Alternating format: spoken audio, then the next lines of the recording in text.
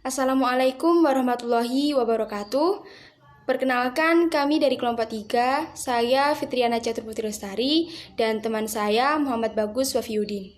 Kami dari Prodi Pendidikan Sejarah dan Sosiologi Fakultas Ilmu Pendidikan dan Humaniora IKIP Budi Utomo Malang. Pada kesempatan kali ini, kami akan mempresentasikan tugas kelompok Matkul Sosiologi Pendidikan yang diampu oleh Bapak Dani Miftahul Ula MSI. Presentasi kali ini yang bertema konsep pendidikan dan stratifikasi sosial. Berikut daftar isi. Yang pertama yaitu pengertian pendidikan, yang kedua penggolongan sosial, yang ketiga kaitan pendidikan dengan mobilitas sosial, yang keempat, pendidikan menurut perbedaan sosial, dan yang terakhir, kesimpulan. Selanjutnya, saya akan menjelaskan poin pertama, yaitu pengertian pendidikan. Menurut Ki Hajar Dewantara, dalam Prayitno menjelaskan tentang pengertian pendidikan. Pendidikan yaitu tuntutan di dalam hidup tumbuhnya anak-anak yang dimaksud. Pendidikan yaitu menuntun segala kekuatan kodrat yang ada pada anak-anak, agar mereka sebagai manusia dan sebagai anggota masyarakat dapatlah mencapai keselamatan dan kebahagiaan setinggi-tingginya. Selanjutnya, poin kedua yaitu penggolongan sosial. Apa itu penggolongan sosial? Penggolongan sosial di sini yang dimaksud adalah suatu kesatuan manusia yang memiliki ciri-ciri tertentu dan mempunyai ikatan identitas. Dasar terbentuknya stratifikasi sosial atau juga penggolongan sosial dapat terbentuk berdasarkan kekayaan atau ekonomi, pendidikan, kekuasaan, atau keturunan. Contoh penggolongan sosial berdasarkan kekayaan atau ekonomi. Masyarakat masih lebih menghargai orang yang memiliki kekayaan melimpah daripada orang yang tidak memiliki kekayaan sama sekali atau miskin. Selanjutnya, berdasarkan pendidikan. Semakin tinggi pendidikan seseorang yang dimiliki, maka semakin tinggi pula kedudukan sosialnya di masyarakat. Selanjutnya, berdasarkan kekuasaan. Dengan kekuasaan yang dimiliki seseorang itu tinggi, maka akan lebih tinggi martabatnya dibandingkan dengan seseorang yang tidak memiliki kekuasaan sama sekali. Yang terakhir, berdasarkan keturunan. Jika seseorang atau individu lahir dalam lapisan atau keadaan sosialnya rendah, maka dia tidak akan bisa naik ke lapisan atau ke level yang tinggi atau keadaan yang lebih tinggi. Begitu pula sebaliknya, jika individu atau seseorang lahir dalam lapisan sosialnya standar atau pas-pasan, maka dia masih bisa naik ke level yang lebih tinggi. Untuk poin selanjutnya akan dijelaskan oleh teman saya. Assalamualaikum warahmatullahi wabarakatuh. Saya Muhammad Bagus Wafiuddin akan melanjutkan penjelasan dari teman saya tadi, teman saya barusan Fitri. Ini tentang materi yang berpokok kaitan pendidikan dengan mobilitas sosial. Nah, jadi dari dulu, pada zaman dahulu dan zaman sekarang tentunya ada perbedaan tentang kaitan pendidikan dengan mobilitas sosial. Kalau zaman dahulu dapat diartikan mereka yang bertahta tinggi itu hanya keturunan-keturunannya saja. Jadi kita-kita yang mungkin berada di kaum bawah dalam arti tidak sejahtera itu sangat susah untuk menjadi kaum-kaum yang ada di jadi orang atasan, intinya itu sangat susah. Itu pada zaman dahulu, tapi di zaman sekarang itu ada yang membedakan. Kalau di zaman sekarang orang yang bertahta tinggi ataupun orang yang ada di atas itu dilihat dari pendidikan mereka.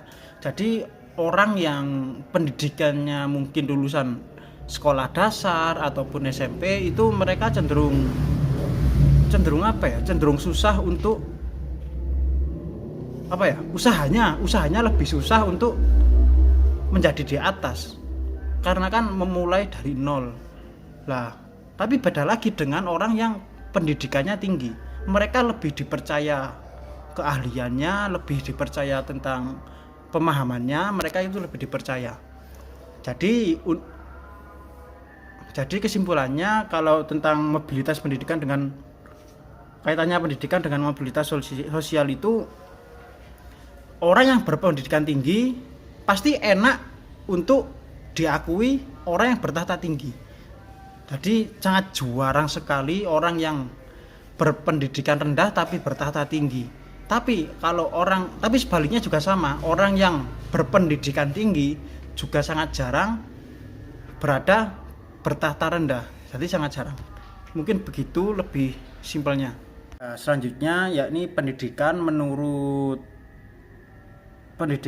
perbedaan sosial. Jadi pada umumnya di negara demokrasi yang sukar menerima adanya golongan sosial dalam masyarakat, menurut undang-undang semua warga negara yang sama hak dan sama kewajiban, sama perlakuan di hadapan undang-undang. Nah, mungkin dari undang-undang yang tertulis mungkin tujuannya dibuatnya undang-undang itu memang begitu. Tapi kebanyakan di negara kita sekarang yang kita lihat itu undang-undang hanya berlaku untuk orang-orang yang berada di bawah. Maksudnya bisa jadi SDM rendah ataupun yang dicap mungkin tidak begitu kaya atau tidak begitu banyak harta. Lah, jadi undang-undang ini kalau di Indonesia sepertinya, kalau menurut saya itu undang-undang hanya berlaku untuk kaum-kaum yang di bawah. Lah, untuk orang-orang yang atas, hukum itu bisa dibeli. Jadi mereka bisa melanggar undang-undang dengan aman kalau kita punya uang. Jadi gitu. Itulah anehnya zaman sekarang itu. Kemudian dalam kenyataan tak dapat disangka adanya perbedaan sosial itu yang tampak dari sikap rakyat biasa kepada pembesar, orang miskin terhadap orang kaya. Lah, jadi orang yang berada di atas itu lebih dihormati daripada orang yang berada di bawah. Kenapa ya kalau seperti itu?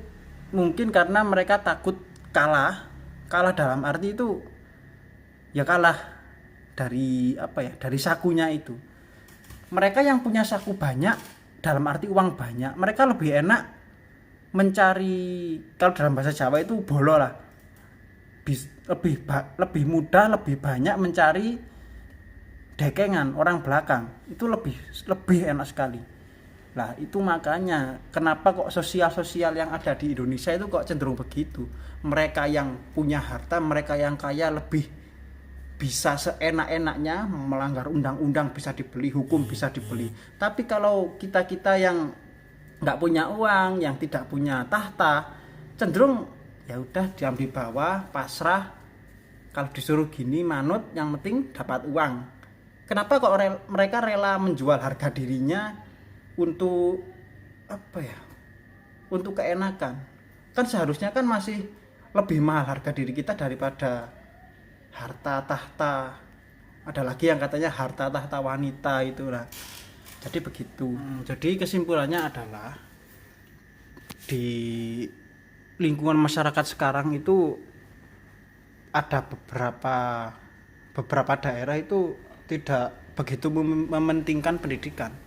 Jadi mereka lebih mementingkan bekerja, mencari kekayaan, hidup, makan, bisa rokok, bisa cari minum, itu sudah cukup. Tapi mereka tidak ada keinginan untuk melanjutkan pendidikan sampai selesai setinggi-tingginya dan nanti lebih enak gitu loh. Ya bisa sama-sama enak. Memang rezeki kan memang diatur oleh Tuhan Yang Maha Esa. Tapi kan sebaiknya kita juga punya kewajiban dari lahir sampai kita meninggal, yakni menuntut ilmu. Jadi lebih baik kita menuntut ilmu dulu aja lah setinggi-tingginya, dan akhirnya nanti bisa kembali ke kita sendiri.